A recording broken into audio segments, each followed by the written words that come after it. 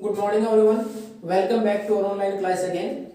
In the last class we have discussed briefly about the role played by different agencies or persons in the investigation or to make it final who is guilty or not in any criminal case कि किसी भी criminal case में आपराधिक अगर कोई मुकदमा है उसमें कौन लोग क्या भूमिका निभाएंगे, किस प्रकार अंतिम रिजल्ट तक उस पर पहुंचा जाएगा। हमने ब्रीफली देखा था, एक कार्टून पिक्चर बना रखी थी उसके द्वारा।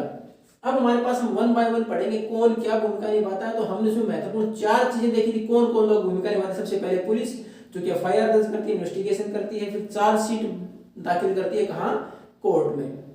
अब उस कोर्ट से जब कार्रवाई शुरू होगी तो सबसे पहले आएगा पब्लिक प्रोसिक्यूटर। जो पुलिस ने जो चार्जशीट फाइल किया उसके आधार पर जो भी अक्यूज्ड आरोपी है उसके खिलाफ कोर्ट के अंदर बहस करता है या केस लड़ता है।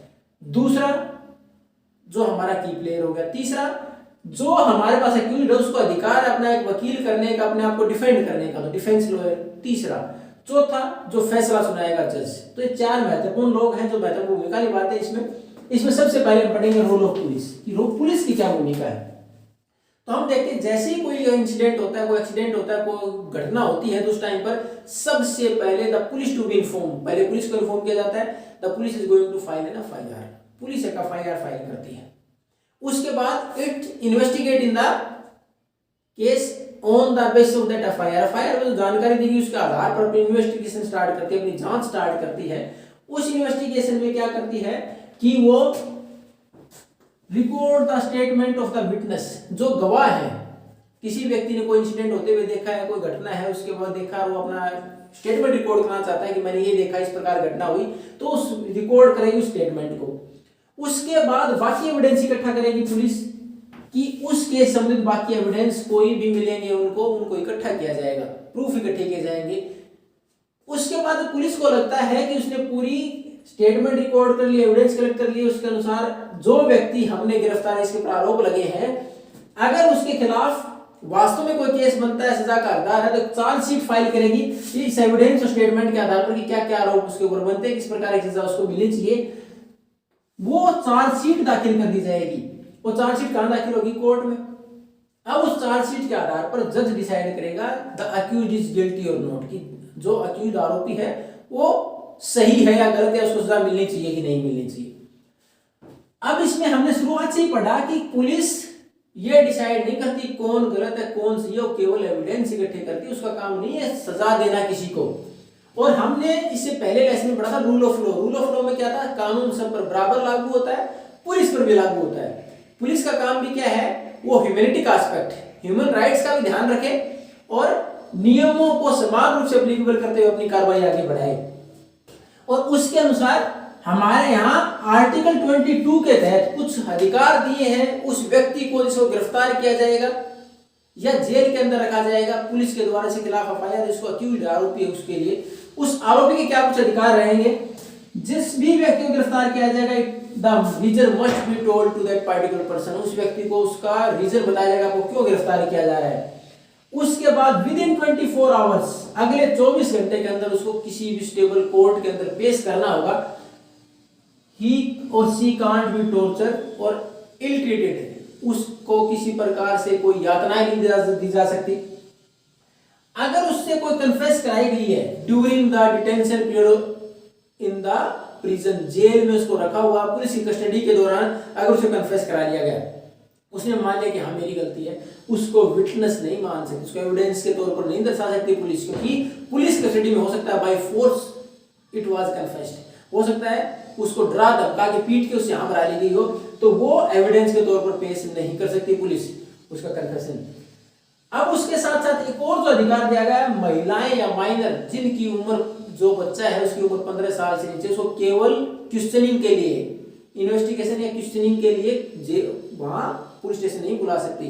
The police has to come to the home, police को घर आना होगा। महिलाओं के केस में 15 साल से अगर छोटा बच्चा उसको स्पेशली क्वेश्चनिंग के लिए केवल पुलिस नहीं बुला सकती।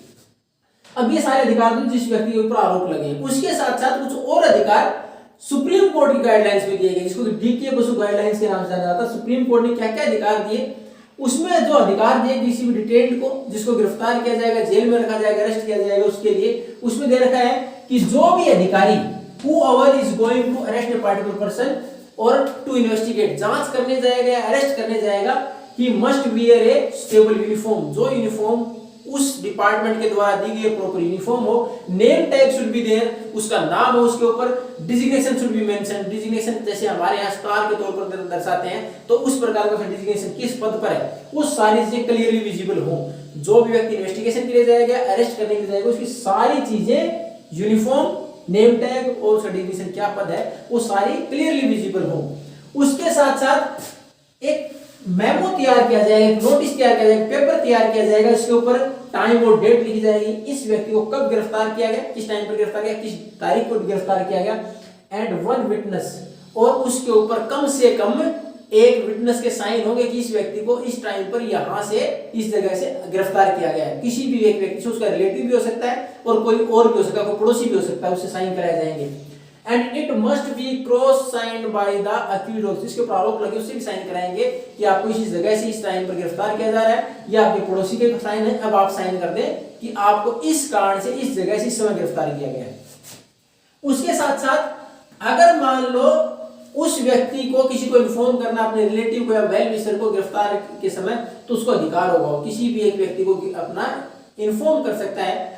अब मान लो आपका जो रिलेटिव है जिसको आपको इन्फॉर्म करना है, वेल विशर है, वो आपके डिस्ट्रिक्ट से बाहर रहता है, कहीं दूर रहता है, तो ये पुलिस की जिम्मेवारी है विद इन 8 to 12 आवर्स, 8 से 12 घंटे के अंदर जिस भी व्यक्ति को जिसको गिरफ्तार किया वो इन्फॉर्म करना चाहता है, उसको पुलिस जानकारी पहुंचाएगी किस चीज की, कि इस समय पर इस आरोप के लिए उस व्यक्ति को गिरफ्तार किया जा रहा है, वेयर ही और सी हैज टू बी डिटेन्ड, उसको जेल में कहां रखा जाएगा, तो वेन्यू बतानी होगी उस व्यक्ति को, यानी 8 से 12 घंटे के अंदर जिस भी रिलेटिव या वेल विशर को इन्फॉर्म करना, उसको पुलिस इन्फॉर्म भी करेगी, उसको वेन्यू बताएगी कहां रखा गया है, ताकि उस व्यक्ति से वो मिल पाए। तो ये कुछ अधिकार थे और ये पुलिस की इन्वेस्टिगेशन थी, किस प्रकार पुलिस अपना काम करती है। In the next class we are going to continue with the second part, that is the public prosecutor.